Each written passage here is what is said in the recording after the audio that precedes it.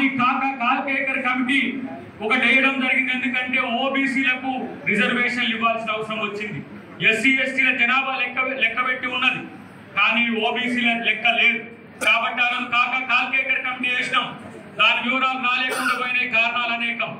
Mandal commission వేసినాం, mandal commission reports రాలే. మీరు ఎప్పుడైతే పనిచేస్తారో పదవులు అయ్యే మీకోసం వస్తాయి. సో అదనేది మీ అందరికీ తెలుసు. మేము అమెరికాలో ఉండి రావాల్సిన అవసరం లేదు, కానీ మన సర్వీస్ చేయబట్టే మనం ఈరోజు మీ మధ్య ఉండగలిగినాం.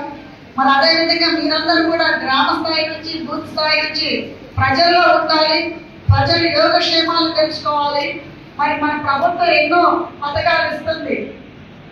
మరి ఈరోజు సన్న బియ్యం కూడా పేదవాడు తిరగలుగుతున్నాడు అంటే మన కాంగ్రెస్ ప్రభుత్వం ఘనకార్యం అది. మరి ఇవన్నీ కూడా ఇంత మంచి మంచి పథకాలు ఉన్నాయి. మన గ్రామాల్లో గడప గడపకి తీసుకురాలేకపోతున్నాం. మరి మీ కార్యకర్తలందరినీ లీడర్లందరినీ కోరుకునేది ఒకటి, మనం చేసే ప్రతి ఒక్క పథకాలు గడప గడపకి తీసుకెళ్ళాలి. మరి మనం కూడా రేపు రాబోయే లోకల్ బాడీ ఎలక్షన్స్ కి రెడీ అవ్వాలి. రెడీ అవ్వాలంటే నేను ఒకటే చెప్తున్నా, ఆపోజిషన్ పార్టీకి మీరు రాసి పెట్టుకోండి. అన్ని సర్పంచ్లు, ఎమ్మెల్సీ, ఎంపీపీలు, జెడ్పీటీసీలు, ఎంపీ అన్ని కూడా నేను గెలిపించుకున్నామని చెప్తున్నా ఈ స్టేజ్ మీద. మరి రోజు రోజుకి కూడా ఆపోజిషన్ పార్టీ వాళ్ళకి నేను చెప్తున్నా, వాళ్ళు ఓడం అనేది జీవించుకోలేకపోతున్నారు. మీరు ఇప్పటికైనా మీరు రిటైర్ అవ్వాల్సిందే, రిటైర్ అయి తీరాల్సిందే. మరి మీరు రాసి పెట్టుకోండి, ఇంకొకసారి గెలుపు మా కాంగ్రెస్ పార్టీదే.